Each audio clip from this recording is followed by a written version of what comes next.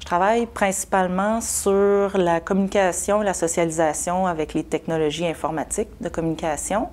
Je travaille beaucoup avec les médias sociaux numériques, avec les plateformes de mobilité, donc principalement le téléphone cellulaire. Et j'ai un média que j'aime tout particulièrement, qui est le jeu vidéo.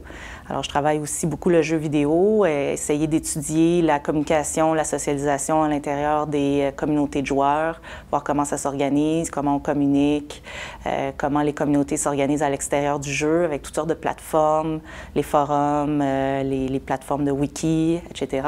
Et donc, voir un petit peu comment se passe la communication et la socialisation avec les plateformes informatiques. Ça fait à peu près donc une douzaine d'années que je suis professeur ici. Je m'intéresse à la communication organisationnelle, mais également aux théories de la communication et aux analyses d'interaction en général. Donc ma spécialité, c'est vraiment l'étude des interactions au milieu de travail la plupart du temps. In my research, I work on many things. I work on media, I work on cinema, I work on popular music. But in the last few years, I've really started working on urban culture, everything in cities that we might consider media, newspapers, signs, buildings, roads, all of those can be considered media. So I work on all of those. What I love about Montreal is, first of all, the ease of life. It's not very expensive. It's a city where someone like me who doesn't drive a car can walk almost anywhere or bicycle. I kind of speak French, so the opportunity to speak French is very important. I like the way in which it's, on the one hand, a modern city, but it also is kind of traditional. There are old neighborhoods that are just sort of wonderful examples of urbanity. All of those things, to me, are part of the charm of Montreal. Bah, Montréal, bon, déjà pour être bien franc, la chose qui m'attirait le plus, c'était la vie de tous les jours à Montréal. Je veux dire, je venais de deux villes qui sont Cincinnati et Albany, qui sont des villes sympathiques, mais qui, en comparaison avec Montréal, n'ont pas les mêmes choses à offrir. Donc c'est sûr que ce qui nous attirait, ma femme et moi, c'était j'allais dire, ce caractère très vibrant, très attractif à tous les points de vue culturels, etc. de Montréal, là, que ce soit le festival, les nombreux festivals qui s'y déroulent, mais aussi la vie de tous les jours en quelque sorte. Ça c'est sûr, c'était une dimension très importante pour nous. Mais également, je dois dire, effectivement, je savais qu'en revenant ici, bon, bah, j'allais réintégrer un département, mais aussi, j'allais dire, une communauté scientifique quand même très dynamique. Hein. Je veux dire, les études en communication au Canada, j'allais dire, si on prend le Canada dans son ensemble, historiquement ont été toujours très fortes, et au Québec, je dirais particulièrement. Montreal is an amazing city in which to do research. I mean, obviously, if you're interested in culture, there's cultural diversity. If you're interested in language, there's at least two big languages. It's also a city that takes culture very seriously. It's a major media capital. A huge amount of television and radio production goes on here. Musically, it's very interesting. So although many cities, of course, are full of media and culture, I think Montreal is very special in this regard. So it's a wonderful laboratory, if you like, in which to study media and culture. Bien, on est très chanceux parce que déjà la faculté de communication est très grande et on a beaucoup de spécialistes et donc c'est intéressant, on a toujours des collègues avec lesquels on peut collaborer. Donc ça déjà c'est enrichissant, mais plus particulièrement l'étude du jeu vidéo à Montréal est très dynamique. Il y a plusieurs universités qui ont des programmes, des chercheurs qui travaillent sur différentes questions portant sur les jeux vidéo et donc le champ de l'étude du jeu vidéo est bien reconnu à Montréal. On est chanceux aussi parce que Montréal est une plaque tournante dans la production de jeux vidéo. Donc, on a presque toutes les grandes compagnies qui sont installées à Montréal. Donc, il peut y avoir des échanges, il peut y avoir des partenariats qui se mettent en place. Alors ça, c'est intéressant, mais aussi tout l'aspect vraiment d'une communauté de chercheurs autour du jeu vidéo. Et chaque université a pas mal sa spécialisation. Et donc, ça fait que chacun, on a un champ d'expertise. Ce qui m'attirait, c'était aussi l'existence d'un doctorat. Donc le doctorat conjoint en communication avec l'UQAM et avec l'Université Concordia. Donc ça, c'était aussi quelque chose qui m'attirait beaucoup, parce que c'est sûr que quand on a des étudiants de doctorat avec lesquels on peut collaborer, bon, c'est l'idéal pour un professeur. Bien, on est chanceux parce qu'on a quand même plusieurs laboratoires ou groupes de recherche. Donc, encore une fois, par université, il y a des pôles de recherche autour desquels gravitent des chercheurs. Et donc, ça, c'est intéressant aussi parce que ça permet d'encadrer la recherche, ça permet d'avoir une vitrine aussi, de montrer qu'est-ce qu'on fait. Ça permet de structurer les activités qu'on va faire autour du jeu vidéo, par exemple. Et donc, ça, c'est intéressant. Il y en a plusieurs. Donc, par exemple, à l'université à Concordia, il va y avoir le TAG, qui est le Technoculture Art and Games, qui va être très dynamique. À l'Université de Montréal, il va y avoir le LUDOV et le Graphics autour de la recherche plus formelle. Ils ont un beau laboratoire là-bas où ils font de la recherche sur l'histoire des jeux. Et donc, nous, ici, on a par exemple Homo Ludens, où là, on s'intéresse, comme je le disais précédemment, plus à la communication, socialisation, organisation des représentations dans les jeux. Et donc, ces groupes-là permettent d'organiser, de structurer la recherche. People don't often acknowledge the role that this plays in making Montreal so wonderful is we have 4 big universities, 2 in English, 2 in French. So first of all, I have many colleagues at all 4 of these universities are quite substantial in size. So first of all, there is an incredible population of researchers here and there's an incredible amount of knowledge. And people are always coming from all over the world to give talks here, to have colloquium, and so there's just an endless amount of stimulating activity that has to do with the research, has to do with the universities. Quand j'étais aux États-Unis, c'était pratiquement impossible pour moi d'obtenir du financement. Pourquoi? Parce que l'organisme majeur de financement aux États-Unis, c'est la NSF, la National Science Foundation.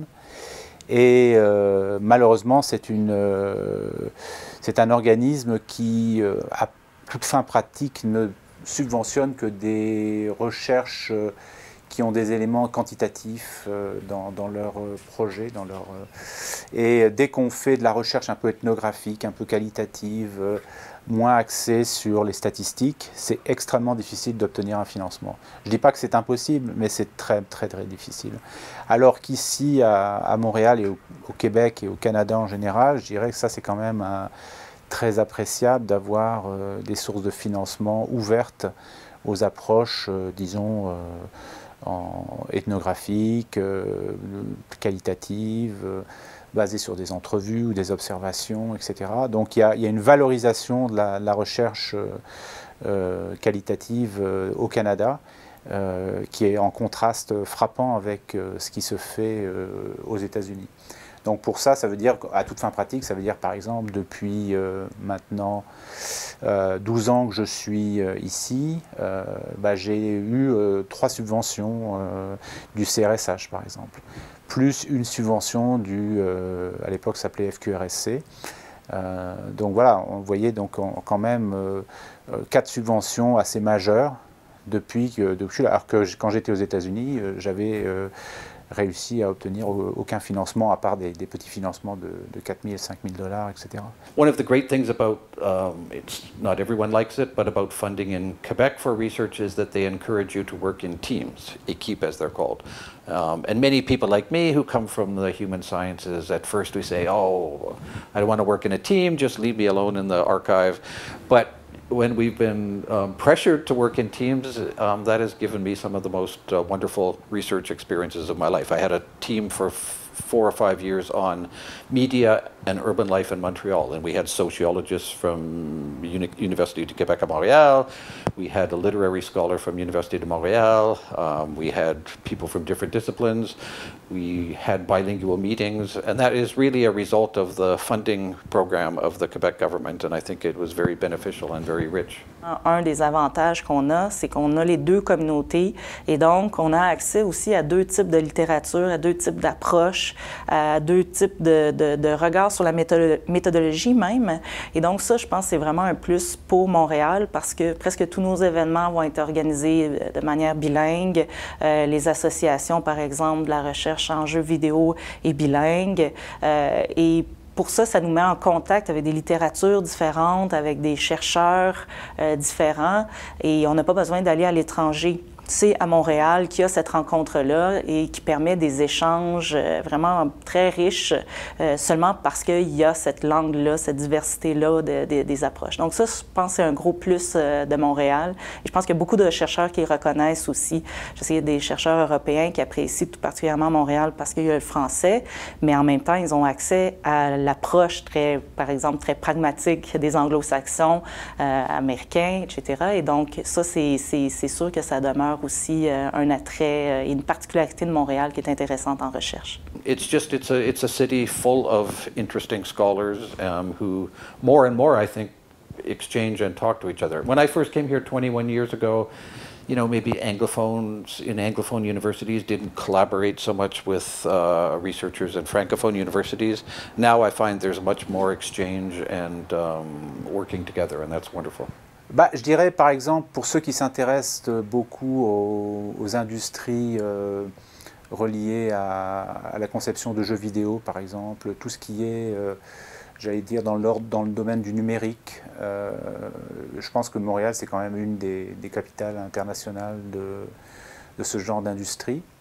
Donc c'est certain que ça peut être très très attirant pour certains chercheurs. Je pense aussi que la scène musicale, par exemple, est particulièrement riche également.